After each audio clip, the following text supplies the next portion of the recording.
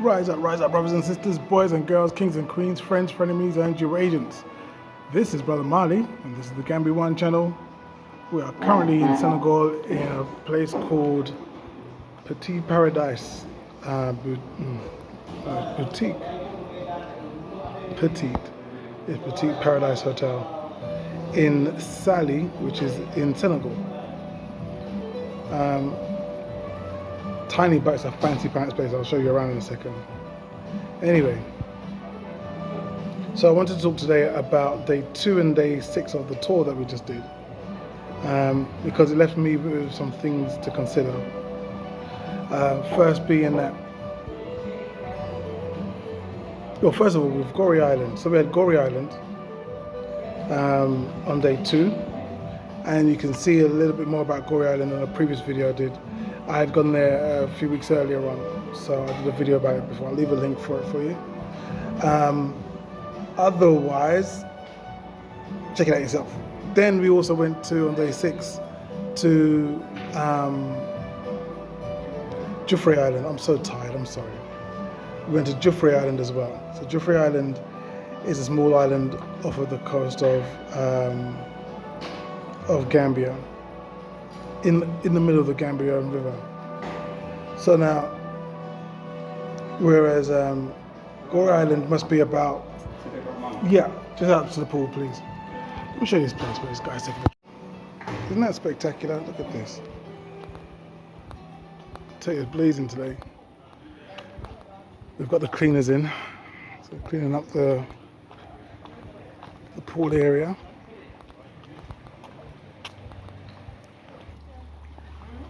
Cheers, brother.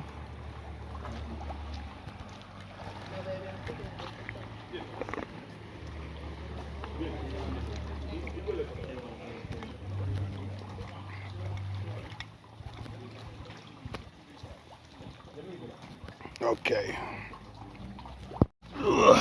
Let me. Woof. Okay, got my mango juice. I'm a happy boy. So I went down to Jufre, day 6, Kunta Kinte, or Goree Island on day 2. So the first thing that struck me was this idea of systems, because in both places the idea was to take those who they had captured as enslaved people and put them on a separate island in a place where they can control. They can control all areas. They would invite people to try and swim back if you want to. If you think you're big and bad enough, you can swim back to the mainland and be free. Obviously, very few people could actually swim 3 kilometers or wherever it was from the island to the mainland. So a lot of people would die there. That was their idea of entertainment. So you had that going on, both places. They had full control of the areas. They had full control of the areas. They had full control of where the people slept, what they did. On both areas, you had places where you can be stuffed in. So, like for example, on Jufre, they showed us a place there where you had a space no bigger than, say, 2 meters by 6 meters. They said they had 35 men in there. I don't even know how you fit 35 men in that space. But the idea was to cramp people, give people as little space as possible. Psychologically, on a psychological level, that's got to mess with your head. So they would do that. This is in both places. Then, if for example you was fighting to get out, if for the sake of your own mental health you fought to get out of that place, if you knew instinctively that if you are in a place where you're being completely controlled and corralled by these invaders, you must get out, what they will then do is to put you in another area, even more cramped than before, by yourself. So you have solitude and cramped conditions. That was the same in both islands. Now, one was run by French, one run by British. The French and the British did not get on like that. When it came time for the British to call a moratorium on the transatlantic slave trade. Now, yeah, let me just talk about that a second. When it came time for the British to say, look, no more transporting of slaves. What you will hear by intellectually disgusting people is that Britain stopped slavery. They did not. What they did was they knew that up until the point of the Industrial Revolution, they were the ones who were taking so many, them and the Spanish. The Spanish were taking them over to, sorry, the Portuguese were taking them over to Brazil. The British were taking Africans over to the rest of the Caribbean and to the Americas. When the Industrial Revolution happened, they could see that they had machines that could do work faster and for longer than these human beings. They called a moratorium on the movement of enslaved people, and they'll go out into sea, they'll find these French vessels that were transporting African people.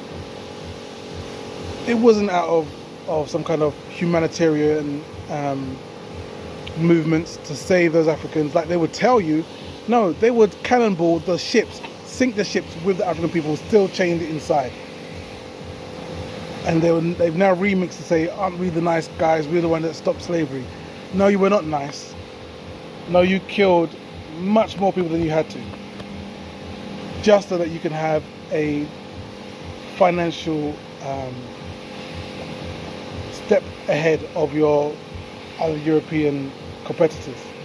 So now, even though that's the kind of way they were going on among themselves, the way in which they managed those enslaved people, whether it be in Jufre Island in Gambia or in Gorée Island over in Senegal, it was the same system that was running. It was move people from the mainland onto a space where you can control, and then psychologically destroy them by making sure that you keep them enclosed and in a small space, and you control what they eat, when they eat, you control the water. In Jufre, the guide there was showing us where the water was kept. So now the water was kept in an open air bricks space. So there was no moving water. The water was actually poisonous to the enslaved Africans there. But they didn't care. Poison them, why not? Make them weaker. Same thing was going on in Gorée Island. The guide there was talking about how what they would do is feed them once a day to ensure that the people felt weak and was unable to fight back and so on. Same thing with the water, they would ration the water out. So imagine being in those scenarios. Only the fittest would survive, because what the fittest would do would be to steal the water from the weakest, steal the food from the weakest so they can survive. I looked at that, I listened to that, I saw how these different people who on the seas were fighting each other, were killing each other, how they would work in conjunction with each other on the land. We can see how the same tactics that they used back then is being used today, in 2023. In 2023, people are being, in both the United States and in the UK, and I'm sure it's happening in Europe as well, people are being encouraged to move away from the farms and away from the farmsteads. They're being bought up by Bill Gates and his cronies and being shifted to the urban areas. Within those urban areas, you have ghettos And within those ghettos, you have fresh food deserts.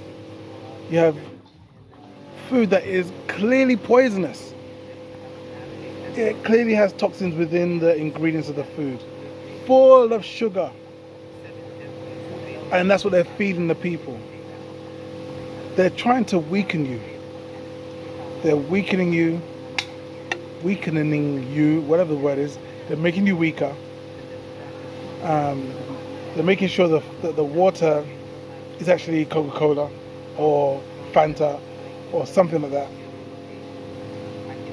No fresh mango juice for you.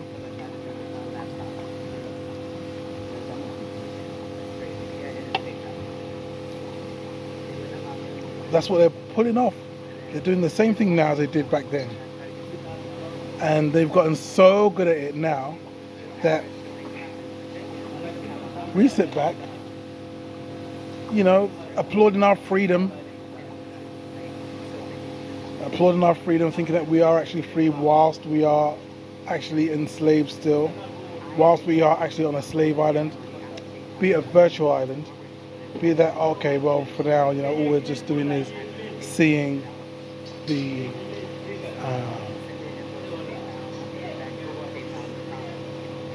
seeing what looks like freedom, but when you actually check it, you're not allowed to leave 15 minutes away from your house, or you've been locked down from your home because of a scary worldwide disease.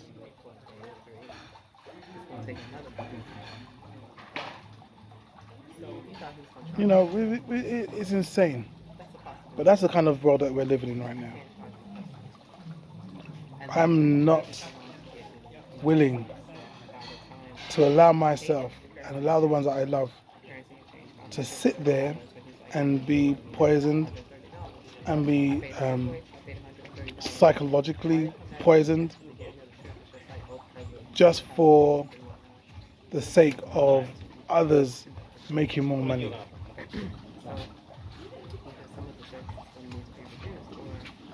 My suggestion to you, it's actually, you take it or leave it, but my suggestion to you would be to divest from that system.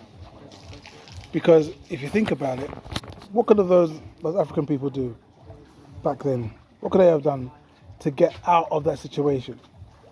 Could they have